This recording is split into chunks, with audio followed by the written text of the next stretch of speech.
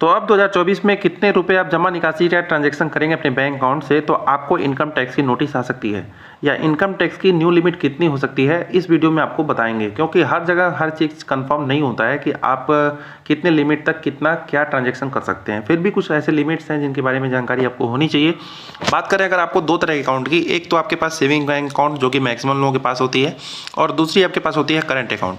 दोनों के बारे में चर्चा करेंगे। देखिए, अगर आपके पास सेविंग बैंक अकाउंट है तो आप एक वित्तीय वर्ष में, एक फाइनेंशियल ईयर में सेविंग बैंक अकाउंट से 10 लाख रुपए मैक्सिमम जो होगा ट्रांजैक्शन कर सकते हैं।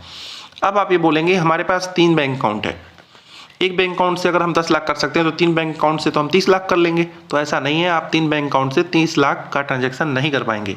होता क्या है, आपके बैंक अकाउंट तो 3, 4, 5 जो भी होते हैं, आप सेविंग बैंक अकाउंट में चाहे जितने भी खोल सकते हैं, इसका कोई बाउंडेशन नहीं है। मान लीजिए आपके पास 5 सेविंग बैंक अकाउंट है, लेकिन आपने पैन कार्ड तो एक ही लगाया होगा सब में, तो आपके पाँचों के पाँचों या 2-3 जितने भी आपके सेविंग बैंक अकाउंट हैं, सब में आपका एक ही पैन कार्ड लगा होगा। तो इस आधार पे आपके पैन कार्ड के आधार पे डिसाइड होता है कि आप कितना ट्रांजैक्शन करते हैं। इनकम टैक्स डिपार्टमेंट केवल और केवल पैन कार्ड के आधार पे ही ज़्यादा काम करता है। तो पैन कार्ड से ही वो डिटेक्ट कर लेगा कि आप एक साल में, एक फाइनेंशियल ईयर में कितना पैसा ट्रांजैक्शन कर रहे हैं। अगर 10 लाख से ऊपर कर रहे हैं सारे के सारे अपने सेविंग बैंक अकाउंट को मिला करके, तो आपको इनकम टैक्स की नोटिस आ सकती है और आपको ITR भरना चाहिए, या ITR भरने के लिए आपको नोटिस आ सकती है। और आप हो सकता है कि इनकम टैक्स डिपार्टमेंट आपके ऊपर जुर्माना भी लगा दे।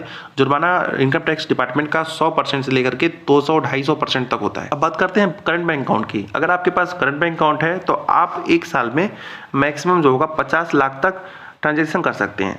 बशर्ते आपको क्या करना होगा, ITR भी समय समय पे भरना होगा। क्योंकि अगर आप 50 लाख तक ट्रांजैक्शन करते हैं तो कहीं ना कहीं अकाउंट को आप बिजनेस के तर्ज पे यूज कर रहे होंगे। तो इसलिए अगर आप करंट बैंक अकाउंट अगर यूज करते हैं तो आपको 50 लाख तक छूट दे दी जाती है, आप इतने ट्रांजैक्शन कर पाते हैं।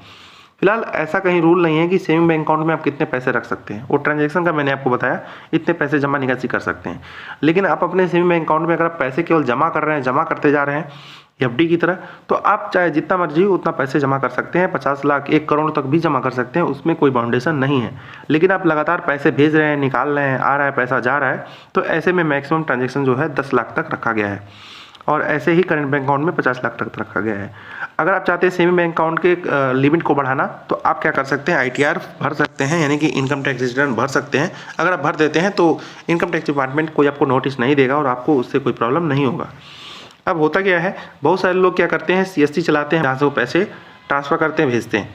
वो क्या करते हैं, अपने इस सेविंग बैंक अकाउंट का QR लगा देते हैं और इसी में पैसे रिसीव करते हैं सारा।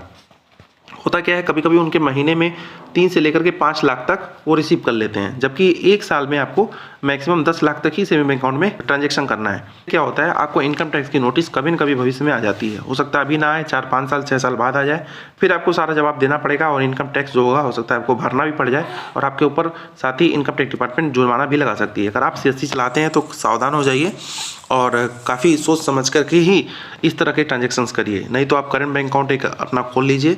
फिलहाल करंट बैंक अकाउंट आप बैंक जा करके अपना एक बैलेंस शीट बनवा करके भी खोल सकते हैं, या आपको बैंक मैनेजर बता देंगे। हर बैंक अलग अलग अपना क्राइटेरिया रखी है कि हमको क्या क्या चाहिए होगा, तो उनसे पूछ करके आप करंट बैंक अकाउंट ही खुलवा करके तभी CSC से अगर पैसे वगैरह ट्रांसफ़र कर रहे हैं तो करिए। नहीं तो ज़्यादा ट्रांजेक्शन होगा तो आपको भविष्य में 5-7 साल बाद आपको प्रॉब्लम देखने को मिल सकती है। आपके ऊपर जुर्माना भी लगाया जा सकता है और आपको नोटिस भी बाकायदा लीगल तरीके से आ सकती है। और ऐसा भी हो सकता है कि आपके ऊपर इनकम टैक्स डिपार्टमेंट केस भी कर सकती है। ठीक है, तो 2024 में आपको क्या करना होगा, आपको इतना ध्यान रखना होगा कि आपका जो मैक्सिमम लिमिट है ट्रांजैक्शन का अप एंड डाउन, यानी कि पैसा क्रेडिट डेबिट का, वो 10 लाख से सेविंग बैंक अकाउंट में ज़्यादा नहीं होना चाहिए। अगर आपकी बात करें करंट बैंक अकाउंट की तो 50 लाख तक हो सकती है। ठीक है, बाकी कुछ और जानकारी चाहिए होगा या कुछ और कन्फ्यूजन हो जो वीडियो में ना समझ में आया हो, या आपको कुछ सवाल करना है, कमेंट बॉक्स में लिखिएगा। अभी बस इतना ही, धन्यवाद।